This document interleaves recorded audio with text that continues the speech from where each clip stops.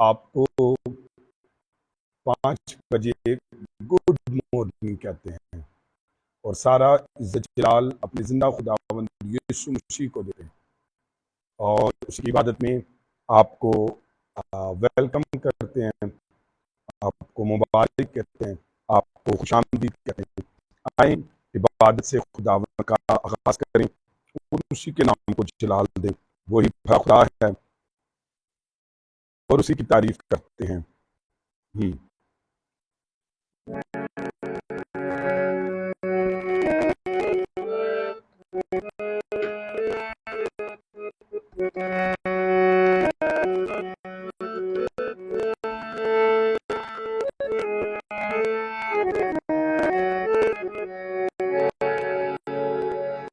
जदों नाल होवे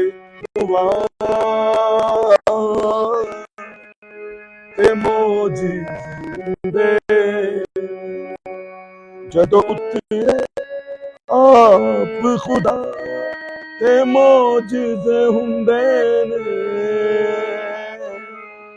ते मोजिज़े हुंदे।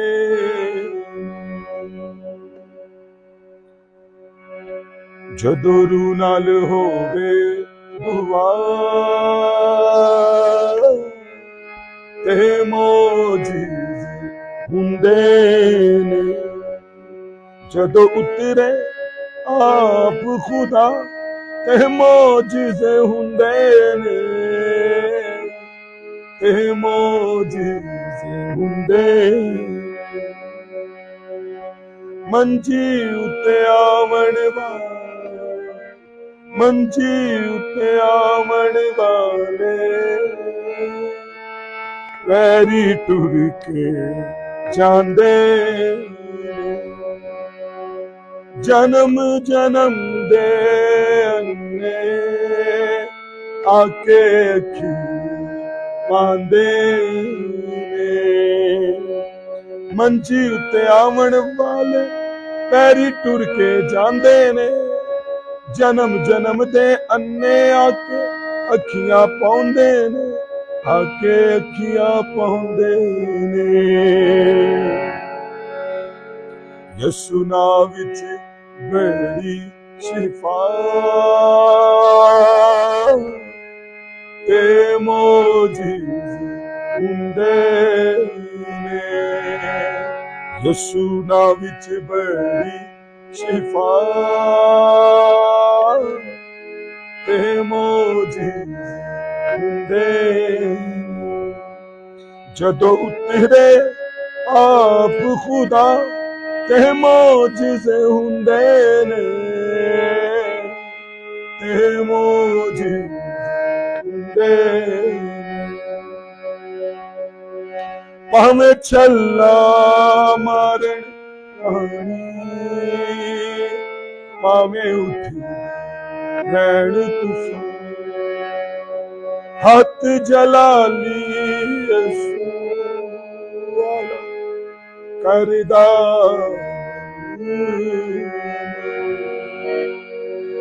भावें छल्ला मारन पानी पावें उठदे रैण तूफान हाथ जलाली यसू वाला करदा अमन अमान।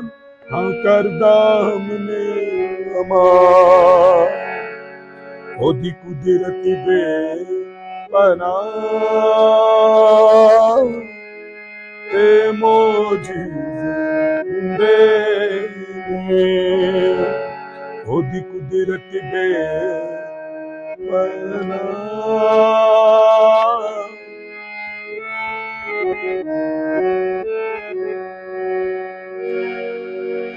दुनिया दा पालनहारा तेरिया फिक्र करदा ओदे कोलो मंग के वेख चोलिया जी भरदा दुनिया दा पालनहारा मेरी फिक्र करदा ओदे कोलो मंग के वेख चोलिया जी परदा दुनिया दा पालन हारा तेरिया फिक्रा करदा ओदे कोलो मंग के वेख चोली अज भी परदा चोलिया च भी परदा ओदे नालू जपदा जा ते मोजी हुंदे ओदे नालू जपदा जा ते मोजीज हुंदे ने जदों उतरे आप खुदा ते मोजीज हुंदे ने ते मोजीज जदों रूह नाल होवे दुआ ते मोजीज हुंदे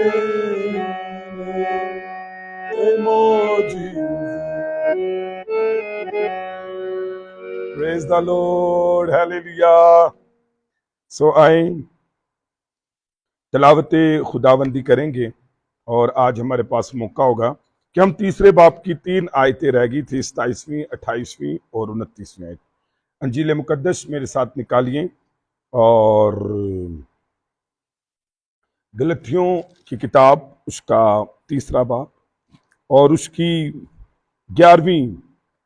तीसरे बाब की 27वीं, 28वीं और 29वीं आयत। 3 आयतें रह गई थी, उसको देखेंगे और साथ ही चौथे बाब की 4 आयत को भी पढ़ लेंगे। तो इस तरीके से आज चौथा बाब भी शुरू हो जाएगा। आए देखिए जरा गलतियों उसका चौथा बाब, तीसरा बाब जी 27वीं आयत से। अंजील मुकद्दस मेरे साथ निकालिए। लिखा है, और तुम सब जितनों ने मसीह में शामिल होने का बपतिस्मा लिया, मसीह को पहन लिया। हालेलुया।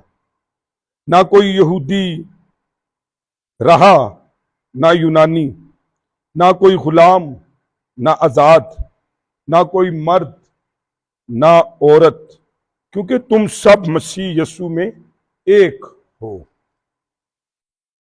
और अगर तुम मसीह के हो तो अब्राहम की नस्ल और वादे के मुताबिक वारिस हो। हालेलुया। चौथा बाब, पहली आयत, लेकिन मैं ये कहता हूं कि वारिस जब तक बच्चा है, अगरचे वो सबका मालिक है, उसमें और गुलाम में कुछ फर्क नहीं, बल्कि जो मियाद बाप ने मुकर्रर की उस वक्त तक हर सरपरस्तों और मुख्तियारों के इख्तियार में रहता है। इसी तरह हम भी जब बच्चे थे तो दुनियावी इब्तदाई बातों के पाबंद होकर गुलामी की हालत में रहे। चौथी आयत, लेकिन जब वक्त पूरा हो गया तो खुदा ने अपने बेटे को भेजा जो औरत से पैदा हुआ और शरीयत के मातहत पैदा हुआ, ताकि शरीयत के मातहतों को मोल लेकर छुड़ा ले और हमको ले पालक होने का दर्जा मिले। आमीन। सो आप जितने ऑनलाइन हैं आप सबको मैं गुड मॉर्निंग कहता हूं और नाम बा नाम आपको गुड मॉर्निंग करता हूं। सो आए तीसरे बाब को उसकी 27वीं आयत से देखते हैं। तो सबसे पहले हमने देखा, अंडरलाइन करें 27वीं आयत, और तुम सब जितनों ने मसीह में शामिल होने का बपतिस्मा लिया, मसीह को पहन लिया। तो अंडरलाइन करें। सबसे पहले तो ये याद रखिए कि बपतिस्मा हमें जो है वो किसी मिशन में नहीं बल्कि मसीह में शामिल करता है, यानी कि मसीह पर ईमान लाना हमें मसीह में शामिल करता है। और आगे जाकर हम देखेंगे बपतिस्मा एक ऐलान है मसीह में शामिल होने का। तो कई दफ़ा लोग कहते हैं कि जी फलां ने पानी का गोते का बपतिस्मा ले लिया, अब वो भाइयों में शामिल हो गया, अब वो भाई मिशन हो गया, अब वो भाई मिशन में शामिल हो गया। तो याद रखिए कि ईमान हमें मसीह में, मसीह के कफ़ारे पर ईमान लाना और उसका एलानिया ऐलान करना।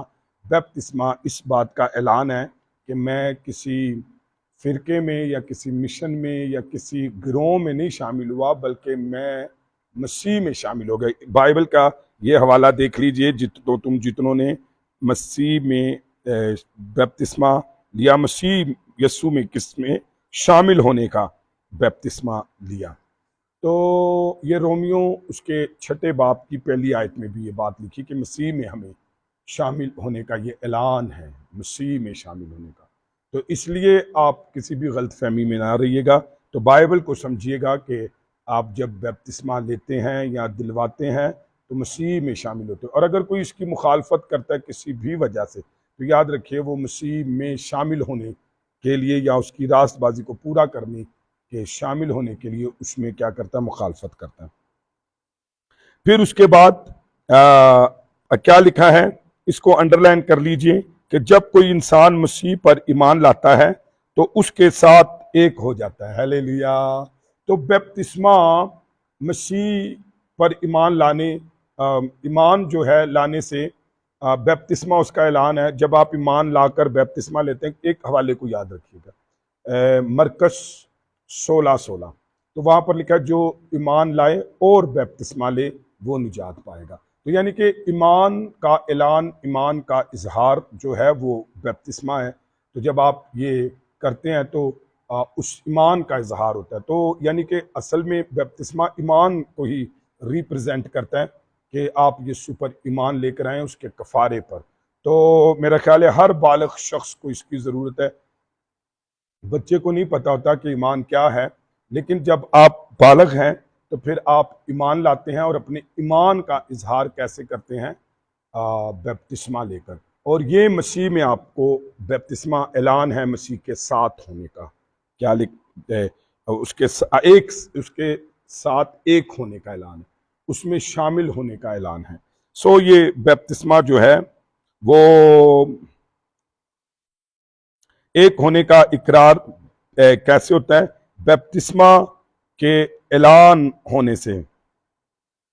राइट, बपतिस्मे का जब आप लेते हैं तो बपतिस्मा इस चीज़ का ऐलान है कि मैं मसीह में शामिल हो गया, मैं मसीह के साथ एक हो गया। और मैं बपतिस्मा आपका ईमान, मसीह पर ईमान लाने का ऐलान है। तो याद रखिए कि छोटा बच्चा ईमान नहीं ला सकता, उसे तमीज़ नहीं होती ईमान या बेईमान होने में। इसलिए आप बपतिस्मा लेकर, ईमान लाकर बपतिस्मा लेते हैं और ऐलान करते हैं। फिर उसके बाद याद रखिए कि ये मसीह के मुशाबा होने का एलानिया निशान है। क्या? मसीह के मुशाबा होने का एलानिया निशान है बपतिस्मा।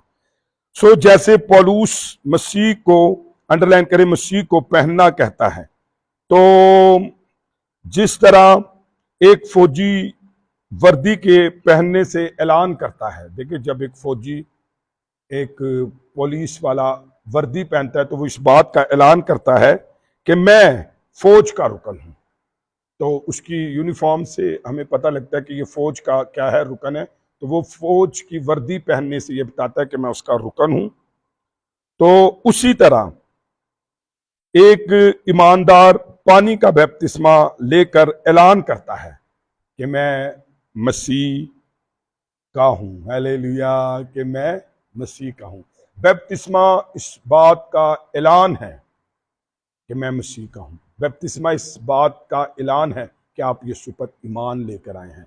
बपतिस्मा इस बात का ऐलान है कि आप मसीह में शामिल हुए हैं। बपतिस्मा इस बात का, पानी का बपतिस्मा, गोते का पानी का बपतिस्मा इस बात का ऐलान है कि आप मसीह के साथ पैवस्त हुए हैं, तो आपने उसको पहन लिया है। हालेलुया, और उसका हिस्सा बन गए हैं, मसीह में हैं। जैसे कि एक यूनिफॉर्म पर्सन जिस बात को बताता है कि मैं फौज का रुकन हूँ, तो वैसे ही आप जब पानी का बपतिस्मा लेते हैं तो अपने ईमान का और मसीह में होने का ऐलान करते हैं। हालेलुया। सो इस अमल से वो मसीह की क़यादत और इख्तियार के ताबे होने का एलानिया इकरार करता है। हाय हाय हाय, उसके ताबे होने का और उसकी क़यादत के इख्तियार का और उसके ताबे होने का ऐलान करता है कि आज के बाद मैं मसीह के इख्तियार में हूँ और मैं उसके ताबे हूँ, तो मसीह की क़यादत के इख्तियार में हूँ, मसीह की क़यादत के इख्तियार में। ये बपतिस्मा उस बात का ऐलान है। वो जाहिर तौर पर तो दिखाता है कि मैं खुदा का फर्जंद हूँ। हालेलुया। बपतिस्मा यानी मसीह पर ईमान लाना आपको खुदा का फर्जंद बताता है, और बपतिस्मा इस बात का ऐलान है कि आज के बाद मैं खुदा का फर्जंद हूँ। हालेलुया। बपतिस्मा इस बात का ऐलान है मैं पहले नहीं दूसरे आदम से पैदा हुआ हूं, मैं दूसरे आदम की शबी पर हूं। हालेलुया। ये यकीनी बात है कि यहां पौलुस जो है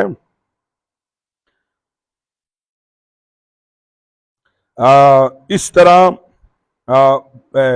पौलुस जो है वो इस बात का बड़े अच्छे से जो है वो ये बता रहा है कि ईमान लाकर बपतिस्मा लेना, एक्चुअली ईमान आपको मसीह बाप का फर्जंद बनाता है, ईमान आपको मसीह में शामिल करता है, ईमान आपको जो है वो मसीह का होने का ऐलान करता है। तो बैप्तिस्मा उस चीज़ का ऐलान है। कई दफ़ा लोग बैप्तिस्मा, पानी के बैप्तिस्मा से रोकने के लिए आपको गलत टीच करते हैं कि वो ये कहते हैं कि जी शायद भाई लोग या ईमानदार वो ये बताते हैं कि जी आप बैप्तिस्मा लेकर जो है वो बादशाही में जाएंगे या यीशु में शामिल होंगे। तो याद रखिए, जब भी कोई भाई ये कहता है कि बैप्तिस्मा आपको मसीह में शामिल करता है, तो उसका हरगिज़ मतलब ये नहीं होता कि बैप्तिस्मा उसको शामिल करता है। क्योंकि अगर हमारा ये अमल बैप्तिस्मा अगर हमें शामिल करता है, तो बाइबल मुकद्दस की बड़ी तालीम जो ईमान के बारे में हमें बताती है, हम उससे मनहरफ हो जाते हैं।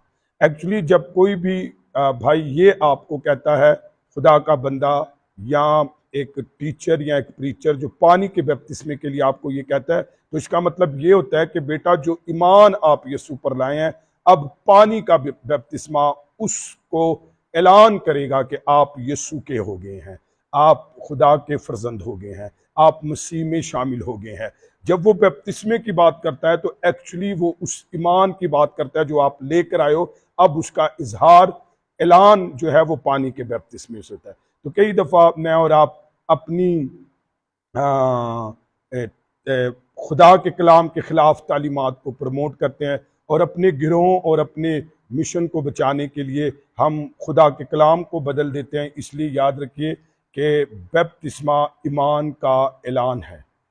बपतिस्मा जो है वो ऐलान है मसीह में शामिल होने का। लेकिन जब आप ईमान लेकर आते हैं तो ये सारी चीज़ें ईमान से होती हैं। लेकिन ऐलान जब पानी का बपतिस्मा लेते तो आप ऐलान कर देते हैं, अब मैं मसीह में शामिल हूँ, अब मैं मसीह में एक हो गया हूँ, अब मैं मसीह का हो गया हूँ और अब मैं खुदा का फर्जंद हो गया हूँ। तो याद रखिए, इसलिए इस बात को अच्छे से समझ लीजिए, कोई आपको धोखा ना दे और आपको खुदावंद की रास्तबाजी पूरा करने से रोक ना दे। और अगर अभी तक आपने खुदा की बादशाही को नहीं पूरा किया, रास्तबाजी को पूरा नहीं किया, तो जाएं अभी अपने ईमान का इजहार करें। आप यीशु पर ईमान लेकर आए हैं और उस ईमान का ऐलान ये है कि आप पानी का बपतिस्मा लें। हालेलुया। मजीद बरा यहाँ हम देखते हैं कि पौलुस रसूल जो है वो रूहुल कुद्स की तरफ इशारा करता है। क्या कहता है 27वीं आयत में कि और तुम सब ने बपतिस्मा ने मसीह में शामिल होने का बपतिस्मा लिया, जितनों ने मसीह यीशु में शामिल होने का बपतिस्मा लिया। अब देखिए यहाँ पर भी लफ्ज़ बपतिस्मा आया है। तो जो आप मरकज़ की इंजील 16वें बाब की 16वीं आयत देखते हैं तो वहाँ पर लिखा है ईमान, जो कोई ईमान लाए और बपतिस्मा ले वो निजात पाएगा। अब देखिए, निजात ईमान से है, लेकिन बपतिस्मा उसका ऐलान है, उसका ऐलान है, आपके ईमान का ऐलान है। तो यहाँ पर भी जैसे बपतिस्मा लिखा, और जब कोई भी खुदा का खादिम, प्रीचर, टीचर आपको पानी के बपतिस्मे के लिए कहता है तो वो हरगिज़ ये नहीं कह रहा था कि आपके इस एक्ट या इस अमल से आप बादशाही में जाएंगे, बल्कि वो ये कहता है कि आप ईमान से बादशाही में जाएंगे, लेकिन अपने ईमान का इजहार, ऐलान जो है वो पानी के बपतिस्मे से आप करेंगे। सो यहाँ पर लिखा है पहन ले, बपतिस्मा लिया तो मसीह यीशु में शामिल होने का बपतिस्मा लिया तो मसीह को पहन लिया। तो मसीह को पहन लिया, इसका दूसरा मतलब एक और है। अच्छा, तो बपतिस्मा मसीह को पहनने का भी ऐलान है, और इसका एक और भी मतलब है पहनने का, और वो ये है कि रूह कुद्स की तरफ से ये इशारा करता है। देखें, एक हम पानी का बपतिस्मा लेते हैं तो हम मसीह को पहन लेते हैं, उसका ऐलान करते हैं। एक रूहुल कुद्स का बपतिस्मा, जब रूहुल कुद्स हमारे अंदर आता है, जब हम रूहुल कुद्स को अपनी ज़िंदगी में लेते हैं तो ये भी मसीह को पहनना है। तो ये ईमानदारों को मसीह के बदन में शरीक होने के लिए क्या करता है, इशारा करता है, या रूहुल कुद्स का बपतिस्मा आपको मसीह के बदन में क्या करता है, शामिल करता है। पहला कुरिन्थियों और उसके 12वें बाब की 13वीं आयत को हम देखते हैं। पहला कुरिन्थियों 12वें बाब की 13वीं आयत को हम देखते हैं, ताकि खुदा के कलाम में से हम देखें कि ये क्या है। चले जी, लिखा है, क्योंकि तुम सब ने खा यहूदी हो, खा यूनानी, खा गुलाम हो, खा आजाद, एक ही रूह के वसीला से एक बदन होने के लिए बपतिस्मा लिया, और हम सबको एक ही रूह पिलाया गया। अब आपने देखा कि ये हवाला हमें बताता है कि हमें एक होने के लिए, बदन में शामिल होने के लिए और कलीसिया का हिस्सा होने के लिए रूहुल कुद्स का बपतिस्मा उस बात पर मोहर लगाता है कि आप आलमगीर कलीसिया का हिस्सा बने हैं। तो ये, और आपने मसीह को क्या कर लिया है, पहन लिया है। सो नीचे लिखा है कि ना कोई यूनानी रहा और ना कोई, तो रूहुल कुद्स क्या है, नादीदनी है, और उसमें कोई ऐसी बात नहीं जो मसीह को एलानिया पहन लेने से मुताबिकत रखती है। सो ये बपतिस्मा मसीह में है। सो इससे ईमानदार जाहिर करता है कि यही मसीह मेरा मालिक और खुदावंद है। हालेलुया। देखिए, आपने ईमान लाए और अब आप बपतिस्मा लेकर ये ऐलान करते हैं कि मसीह मेरा मालिक है और मसीह मेरा खुदावंद है। हालेलुया। सो बपतिस्मा लेने से ईमानदार इस बात का भी इजहार करता है कि मैं रास्तबाजी हासिल करने में जिस्म की कोशिशों के एतबार से दफन हो गया हूं। जब आप पानी का बपतिस्मा लेते हैं ईमान का इजहार, ईमान के ऐलान के लिए, तो आप ये भी कहते हैं कि आज के बाद मैं जिस्म के किसी भी काम या कोशिश के एतबार से दफन हो गया। आज के बाद मुझे कुछ भी, कोई भी कोशिश, कोई भी ऐसा काम नहीं करना जिससे मैं ये सोचूं कि मेरी निजात और मुझे आगे बढ़ना है, क्योंकि आप ईमान से आपने से हासिल कर लिया, आप दफन हो गए इस इतबार से। सो जिंदगी के पुराने तरीक या खात्मे और नए तरीक के आगाज का इजहार भी करना है बपतिस्मा के। भाई बपतिस्मा जो इस बात का भी ऐलान है कि आज के बाद मैं पुरानी जिंदगी में नहीं, नई जिंदगी में जीऊंगा। और पानी का बपतिस्मा से लेकर गलतियों ने इकरार किया कि हम मसीह के साथ मर गए और उसके साथ दफन हुए हैं। हालेलुया। तो बपतिस्मा इस बात का ऐलान है, मसीह के साथ मरना, दफन होना है। और जिस तरह मसीह शरीयत के एतबार से मर गया, उसी तरह वो भी शरीयत के एतबार से, पुरानी इंसानियत के एतबार से, रवायतों के एतबार से, अपनी कोशिशों के एतबार से मर गए। और ऐसा वो शरीयत के मातहत ना शरीयत उनके लिए जिंदगी का दस्तूर अमल है, दोनों तरफ से खत्म। सो जिस तरह मसीह ने अपनी मौत के वसीला से यहूदी और गैर कौम का फर्क मिटा दिया, उसी तरह वो कौमी इम्तियाज के एतबार से मर गए। सो उन्होंने मसीह को पहन लिया, यानी अब बिल्कुल नई जिंदगी, मसीह की जिंदगी गुजारते हैं। Hallelujah, praise the Lord. तो हमने देखा कि अब पहन लिया है, तो अब जब तक मसीह को नहीं पहना था तो वो एक कौमी हैसियत रखते थे। क्या हैसियत रखते थे कि जी बनी इसराइल खुदा की कौम है, तो वो एक कौमी हैसियत रखते थे। लेकिन जब आप मसीह को पहन लेते हैं तो आप वो शरीयत जब मसीह में पूरी हो गई तो मसीह को आपने पहन लिया तो फिर कौमी हैसियत ख़त्म होगी। अब डिस्क्रिमिनेशन जो है वो नहीं रही, अब जो है हम सब मसीह में एक हो गए। और जो हवाला मैंने करंथियों का पढ़ा और जो अब हम 28वीं आयत पढ़ेंगे वो भी यही बताएगा कि ना कोई यहूदी रहा ना कोई यूनानी, बल्कि ना कोई मर्द रहा ना कोई औरत रहा। तो इसको हम सीखेंगे कि वो मसीह में एक हो गए। आए 28वीं आयत पढ़ते हैं। 28वीं आयत में क्या लिखा है? लिखा है ना कोई यहूदी रहा ना यूनानी, ना कोई गुलाम ना आजाद, ना कोई मर्द ना औरत, क्योंकि हम सब मसीह यीशु में एक हो गए। डिस्क्रिमिनेशन जो है वो ख़त्म हो गई है, इम्तियाज ख़त्म हो गया और अब सब एक हैं। अब ये नहीं कि जी आप इसराइली हैं तो यू आर सो इम्पोर्टेड और इसराइलियों में आप यहूदी हैं तो यू आर सो VIP और VVIP हो गए हैं। तो अब जो कि कोई मखतून है कोई आप तो नहीं, अब मसीह में हम सब VVIP हैं, वेरी इंपॉर्टेंट पर्सन है एवरीबॉडी। हालेलुया। किसने ये फर्क मिटाया है? मसीह पर ईमान लाने ने। देखिए मैंने भी ईमान से निजात पाई, मैंने तो कमाई नहीं है, और एक कोई भी शख्स है किसी कौम कबीले का तो उसने भी ऐसे पाई। तो अब हम दोनों ने तो ईमान से निजात पाई है और हमारे दोनों का कफारा यीशु मसीह ने दिया। इसलिए अब जो बरकत भी है, अजर भी है, रिवार्ड भी है, तो वो यकसा जो है वो एक जैसा ही बांटा जाएगा। अब एक जैसे से मुराद ये नहीं है कि अजर ऊपर नीचे नहीं होगा। कहने का मकसद है अब आप कोई सी भी कौम नस्ल से हैं, आप यीशु पर ईमान लेकर आए, आपका कोई भी जेंडर स्टैंडर्ड है और कुछ भी हैं, आप गुलाम है, गुलाम है, आज़ाद है, मतलब ये स्टैंडर्ड है। और आपका कोई भी जेंडर है, आप मर्द हैं औरत हैं, लेकिन आप मसीह आपके लिए आसमान की बादशाही में एक जैसा सलूक रखता है। हालेलुया।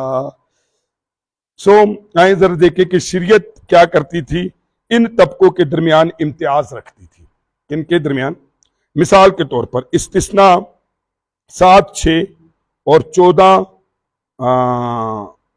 वे बाप की पहली दूसरी आयत में, 2 हवाले नोट कर लीजिए। वो इम्तियाज रखती थी किसमें? इस्तिस्ना की किताब 7वां बाप 6ठी आयत और फिर 14वां बाप पहली दूसरी आयत में क्या होता था कि यहूदी और गैर कौम के दरमियान फर्क पर खास जोर दिया जाता था। आप इन दोनों हवालों को देखेंगे। मिसाल के तौर पर अपनी सुबह की दुआ में एक यहूदी मर्द पता क्या कहता था?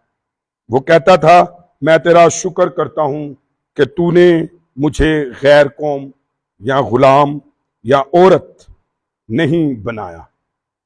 जहां तक खुदा की नजर में मकबूलियत का ताल्लुक है, तो अब देखिए वो क्या दुआ करते थे कि शुक्र एक तो तू सानू गैर कौम नहीं बनाया, दूसरा तूने हमें गुलाम नहीं बनाया, तीसरा तूने हमें औरत नहीं बनाया। अब जब हम अंजील मुकद्दस में पढ़ते तो वो भी इसी तरतीब को बताती है कि ना अब कोई यहूदी रहा ना गैर को, फिर वो कहता है ना अब कोई आज़ाद रहा ना कोई गुलाम, और फिर वो कहता है अब कोई ना मर्द रहा ना कोई औरत। हालेलुया। तो आप उन दोनों हवालों को देखिए। अगर मैं चाहूँगा तो चले पढ़ लेते हैं, क्योंकि हमारा मकसद भागना नहीं है, हमारा मकसद जल्दी जल्दी कंप्लीट करना नहीं है। हमारा मकसद है हर सुबह खुदा की हजूरी में अपने प्यार का इजहार करें, जैसे उसने सलीब पर अपनी मोहब्बत का इजहार किया। हम प्रेम में बढ़ें और मोहब्बत में इबादत करें, गीत गाएं, उसके कलाम पर सुबह सवेरे गौर व गौस करें। तो आए ज़रा इस्तिस्ना निकाल लेते हैं। इस्तिस्ना उसका मैंने आपको बताया 7वां बाब 6ठी आयत, ज़रा देखिए क्या कहती है। तो वैसे तो मैंने आपको बता दिया, लेकिन आपकी 7वें बाब की 6ठी आयत में लिखा है, क्योंकि खुदावंद अपने खुदा के लिए एक मुकद्दस कौम है। खुदावंद तेरे खुदा ने तुझको रूहे ज़मीन की सब कौमों में से चुन लिया ताकि उसकी खास उम्मत ठहरे। सुना आपने? तो ये खास उम्मत थी, चुन लिया था, एक पैसिफिक थी। तो आए ज़रा दूसरा हवाला देखें, और दूसरा हवाला मैंने आपको बताया था 14वां बाब, ये 7वां हमने पढ़ा, इस्तिस्ना 14वां बाब पहली दूसरी आयत अब पढ़ते हैं। तो 14वें बाब की पहली दूसरी आयत में लिखा है, तुम खुदावंद अपने खुदा के फर्जंद हो, तुम मुर्दों के सबब से अपने आप को जख्मी ना करना और अपने अबरू के बाल मुंडवाना, क्योंकि ना अपने अबरू के बाल मुंडवाना, क्योंकि तू खुदावंद अपने खुदा की मुकद्दस कौम है और खुदावंद ने तुझको रूहे ज़मीन की और सब कौमों में से चुन लिया ताकि तू उसकी खास कौम हो। तो यहाँ पर हम देखते हैं कि क्या वह खास कौम हो। तो वो ऐसी दुआएं करते थे और कहते थे कि शुक्र है कि तूने खुदावंद हमें क्या किया है, गुलाम या यहूदी या ये सब कुछ तूने हमें नहीं बनाया। सो मसीह में ये इम्तियाज ख़त्म हो गया, गैर कौम का, यहूदी का, गुलाम का, आज़ाद का और औरत और मर्द का। सो देखा अपने दोनों हवालों में हमें पता चलता है कि वो खास थे, लेकिन अब मसीह में ईमान लाने के वसीला से हम एक हो गए हैं। सो ख़त्म कर दिया उसने, ना यहूदी को गैर कौम पर, ना आज़ाद को गुलाम पर, और ना मर्द को औरत पर कोई तरजीह है। सो या फोकियत दी गई है, सब एक ही सतह पर हैं, इसलिए मसीह यीशु में हम एक हो गए। हालेलुया। सो इस आयत से वो मायने अक्स करने की कोशिश नहीं करनी चाहिए जो इसमें नहीं है। मिसाल के तौर पर देखिए यहाँ पर जैसे कि जहां तक रोजमर्रा जिंदगी का ताल्लुक है, खास तौर से कलीसिया में एलानिया खिदमत का। अच्छा, जब हम कहते हैं ना कोई मर्द नहीं रहा, कोई औरत नहीं रहा, कोई यूनानी नहीं रहा, तो कुछ, तो इसमें हम खिदमत के हवाले से करें, जो चीज़ें पहले से तय हैं वो उसकी बात अपनी जगह पर है। जो हुक्म मर्द के लिए है, औरत के लिए है, और जो खिदमत है वो वहीं पर ही रहेगी। लेकिन यहाँ पर इस पैसेज में चूंकि बादशाही की बात हो रही है और स्टेटस की बात हो रही है, वैल्यू की बात हो रही है, तो इसको अंडरस्टैंड करें। सो खुदा मर्द और औरत में जरूर तमीज रखता है, ये याद रखिए।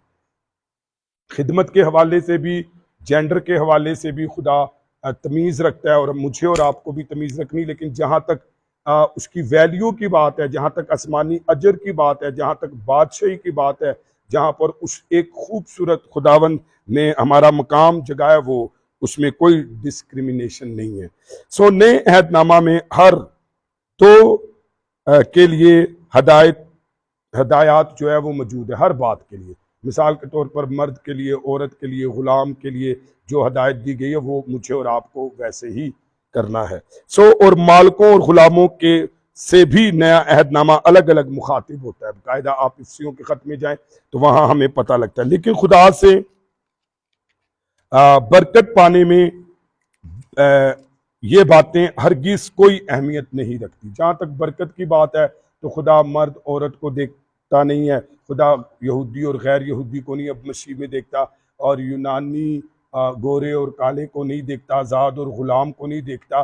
बरकत के हवाले से खुदा ज़रा भी किसी में भी डिस्क्रिमिनेशन नहीं करता। बड़ी बात यह है कि मसीह यीशु में होना है। सो इसका ताल्लुक हमारी ज़मीनी हालत से नहीं बल्कि आसमानी हालत से है। जब लिखा ना जितने मसीह यीशु में है, तो यह आसमानी हालत की बात हो रही है। आसमानी हालत में उस बरकत की, उस अजर की बात हो रही है। सो खुदा के हजूर में एक ईमानदार यहूदी एक ईमान लाने वाले गैर कौम से ज़रा भी आला रुतबा नहीं रखता। कि अभी ये नहीं कि कोई गैर कौम अभी ईमान लाया है और कोई यहूदी जो है उससे फोकियत रखता है, नहीं। या फिर कोई मर्द जो है वो अपनी मर्द की हैसियत से मसीह की बरकत या उसमें फोकियत रखता है, नो। सो यहाँ पर मसीह में हम एक हो गए। बड़ी अच्छी बात खुदा का खादम कोहोट कहता है। वो कहता है कि शरीयत के पैदा करदा सारे इम्तियाजात उस कब्र को लुकमा हो गए हैं जो खुदा ने मुहैया की थी। हालेलुया। ये जितने इम्तियाजात थे, जितना डिस्क्रिमिनेशन थी, वो सब जो है वो यीशु की कब्र ने उस लुकमा बन गए उनके। अब हम मसीह में एक हैं। सो चुनाचा मसीहों की कैसी बड़ी बेवकूफ़ी है कि वो इम्तियाजात के वसीला से मजीद पाकीज़गी ढूंढने की कोशिश करें, जबकि मसीह ने सारे इम्तियाजात जो है वो ख़त्म कर दिए हैं। हमें अब कोई और कुछ ढूंढने की ज़रूरत नहीं कि हम ज़्यादा पाक हो जाएंगे, हम ज़्यादा अच्छे हो जाएंगे। याद रखिए, हम कोई भी किसी से ज़्यादा अच्छा नहीं है। हम सब यीशु मसीह पर ईमान के वसीला से हमें पूरी पाकीज़गी मिली है। हालेलुया। हमें पूरा हक मिला है और हमें पूरा मिला। आए 29वीं आयत देखें। सो आज हम 29वीं देख सकेंगे और इस तरीके से हमारा तीसरा चैप्टर कंप्लीट हो जाएगा। याद रखिए, चूंकि हम बाइबल के इस खत में तालीमी तौर पर आ रहे हैं, तो हमें बड़े अच्छे से पढ़ना है और ये बातें रूह कुछ आपको बड़े अच्छे से सिखा रहा है, तो इसके लिए शुक्रगुजारी करें। 29वीं आयत में लिखा है, और अगर तुम मसीह के हो तो अब्राहम की नस्ल और वादे के मुताबिक वारिस हो। हालेलुया। सो आए जरा इसको देखें। गलती इस बहकावे में थे कि शरीयत की पाबंदी करके अब्राहम की नस्ल बनते हैं। वो ये सोचते थे कि शरीयत पर अमल कर कर हम अब्राहम की नस्ल बनते हैं। नस्ल को अंडरलाइन कर लीजिए। पौलुस कुछ और ही साबित करता है। वो ये नहीं कहता कि जी शरीयत पर अमल कर कर आप अब्राहम की नस्ल होंगे, बल्कि उसने कहा कि आप मसीह पर ईमान लाकर या मसीह जो है वो अब्राहम की नस्ल है। मसीह अब्राहम की नस्ल है, वो ये कह रहा है। और ये मैंने आपको बताया, पैदाइश हवाला याद रख लीजिए। पैदाइश 12वें बाब की 3री आयत और पैदाइश 22वें बाब की 18वीं आयत। और ये हमें बताती है कि अब्राहम जो है वो ईमान से रास्तबाज ठहरा, ईमान लाकर। उस शरीयत एक 430 साल बाद आई है। फिर उसने ये भी ईमान रखा कि खुदा ने दोनों हवालों में वादा किया कि मैं तेरी नस्ल से क्या करूंगा, कौमों को बरकत दूंगा, सारी दुनिया को बरकत दूंगा। तो वो नस्ल जो लिखा हुआ है वो मसीह के बारे में। तो यहाँ पर गलतियों को पौलुस बताता है कि शरीयत पर अमल करने से आप अब्राहम की नस्ल नहीं ठहरते, बल्कि अब्राहम जो है वो ईमान के वसीला से, ये जो नस्ल है ये मसीह जो है वो अब्राहम की नस्ल है। और जिस मिरास का वादा अब्राहम से किया गया था वो मसीह में पूरी हुई। लिहाजा जब गुनाहगार इस पर ईमान लाते हैं तो उसके साथ एक हो जाते हैं और इस तरह वो अब्राहम की नस्ल बन जाते हैं और मसीह में खुदा की सारी बरकतें और मिरास पाते हैं। हालेलुया। देखिए, मेरी बात सुनिए। यहां पर पौलुस ये बताता है कि देखिए, जब शरीयत पर अमल कर कर अब्राहम रासबाज नहीं ठहरा, तो ऐसे ही गलती ये समझते थे कि शरीयत पर अमल कर कर हम अब्राहम की नस्ल कहलाएंगे। तो पौलुस उसे बताता है कि नहीं, जो अब्राहम, मसीह जो है वो अब्राहम की नस्ल है। अब जो कोई मसीह पर ईमान लेकर आता है वो उस वादे में और उस बरकत में शामिल होता है और फिर उस मिरास को वो पाता है जो किसमें है। अब मसीह पर ईमान लाने से हम उसकी नस्ल बनते हैं। हालेलुया। तो फिर जब हम नस्ल बनते हैं तो फिर वो वादे, वो बरकत जो अब्राहम की है और उस मिरास का हिस्सा पाते हैं यीशु मसीह के वसीला से। हालेलुया। आए खुदा की शुक्रगुजारी करें और अपने सरों को झुकाएं। दुनिया में कोई अमल, कोई एक्ट, कोई तरीका, कोई रियाजत, कोई कमाई, कोई काम, कोई तरीका है नहीं कि जिसके वसीला से आप वो कर कर रास्तबाज ठहरे। इसलिए मसीह पर ईमान लाकर हम रास्तबाज ठहरते हैं, क्योंकि मसीह अब्राहम की नस्ल है। और जब खुदा अब्राहम को पैदाइश की किताब में मिला, तो जब उसने ये कहा तो वो अपनी औलाद के लिए भी ईमान लाया और मसीह के लिए भी कि मेरी नस्ल से पैदा होगा और दुनिया उसके वसीला से ईमान लाकर मेरी बरकत और वादे और निजात में शामिल होंगे। तो याद रखिए कि आप यीशु मसीह के वसीला से निजात पाते हैं। मुझे बड़े दुख की बात कहनी पड़ती है कि फक्की फरीसी यीशु मसीह उनके सामने था, तो वो कहते जी हम अब्राहम की नस्ल हैं। तो वो असल में कह रहे थे कि हम जिस्म से उसी में पैदा हुए, इसलिए हम अब्राहम की नस्ल है। तो यीशु ने कहा नहीं, तुम अब्राहम की नस्ल नहीं हो। अगर होते तो मुझ पर ईमान लाते। जैसे कि अब यीशु उनके सामने था तो वो ईमान नहीं ला रहे, लेकिन अब्राहम हजारों साल पहले यीशु खुदावन ने जब उससे कलाम किया तो वो ईमान लेकर आया यीशु मसीह पर और उस नस्ल पर, वो नस्ल यीशु मसीह थी, और उसके वसीला से कौमें और सारी दुनिया बरकत पाएगी, और वो यीशु मसीह है। आप किसी भी रंग, कौम, नस्ल से ताल्लुक़ रखते हैं, यीशु मसीह पर ईमान हमें अबदी ज़िंदगी और बरकत देता है। आए अपने सरों को झुकाएं, अपनी आंखें बंद करें, आज के कलाम के लिए और इस वक्त के लिए, मौका के लिए दुआ करेंगे। खुदा बाप, मैं दिल दिल की गहराइयों से तेरा शुक्र बजा लाता हूँ। आज के इस मौका के लिए तेरी शुक्रगुजारी करता हूँ। तेरे प्यार के लिए, सलीब के उस कफारे के लिए तेरा शुक्र बजा लाता हूँ। खुदावंद, इस बरकत, इस इनॉइंटिंग के लिए तेरा शुक्र करता हूँ। कलाम की मिठी सुंदर बातों के लिए, तेरा कलाम मेरी राह के लिए रोशनी और मेरे कदमों के लिए चिराग है। बस है खुदावंद, तेरी बरकत, तेरी सलामती, तेरा फजल वाला हाथ खुदावंद, आज जितने सुबह हमारे साथ इबादत ज्वाइन किए हुए, इन पर, इनके ख़ानदानों पर तेरी बरकत आकर ठहरे। खुदावंद, शहजाद सुंदर पर तेरी बरकत आए, सिस्टर मिल्का पर तेरी, अयूब पर मिल्का, अयूब पर मलका, अयूब पर तेरी बरकत आए। खुदावंद, सिस्टर नौशीन, उसके घराने पर तेरी बरकत आए। और खुदावन, तेरे हजूर अलीशा गिल पर, उसकी मम्मा पर तेरी बरकत आए। अब्राहम ताहिर, उसकी मम्मा पर तेरी बरकत आए। अजीमुल्ला भाई पर तेरी बरकत आए। और खुदावंद, अलिशबा नोएल पर तेरी बरकत आए। और खुदावंद, जितने लोग अब ऑनलाइन हैं खुदावंद, वो उन सब पर, उनके घरानों पर तेरी बरकत आए। हमें हर रोज़ हर सुबह तू जगाता है, अपने प्यार मोहब्बत का इजहार का मौका देता है। आज फ्राइडे बाइबल स्टडी 2 सेशंस पर तेरी बरकत आए। खुदावंद, हर बंधन, हर जुआ टूट जाए। संडे की मीटिंग पर तेरी बरकत आए। खुदावंद, कलीसिया के एक एक खानदान, फर्द के लिए मैं दुआ करता हूँ। खुदावंद, तूने बरकत देना जो कलीसिया का हिस्सा है। क्वायर पर तेरी बरकत आए। और खुदावंद, कलीसिया में जो कोई खुदावंद के बदन के खिलाफ है, बदन में खुदावंद के बदन के खिलाफ काम करता है, मैं उन तारीखी की नापाक कुव्वतों को यीशु के नाम से कैंसिल करता हूँ।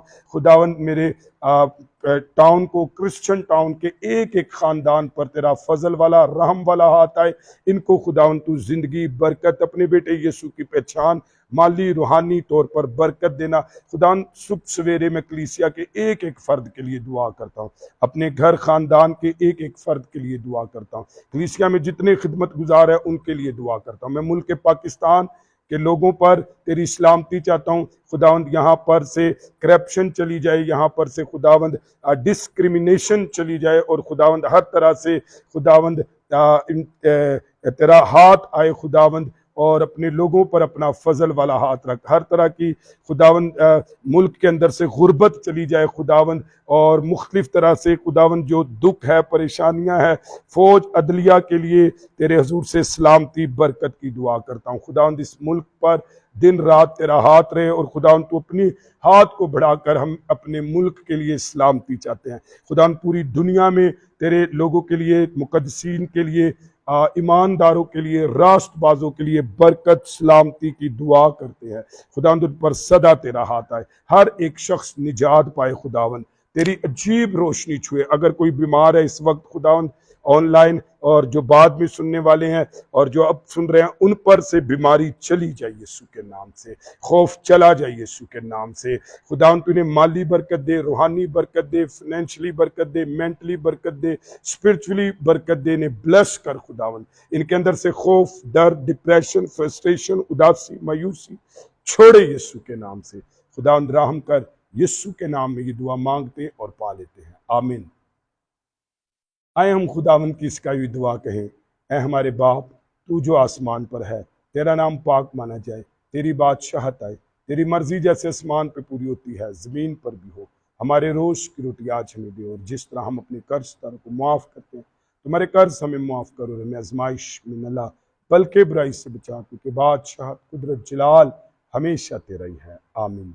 खुदा बाप, बेटे, रूह कुछ की बरकत दुनिया के तमाम कद से हाजिर जमायत, घर, खानदान, जिंदगियों के साथ अब्दुल आबाद होती रहे, आमीन। God bless you.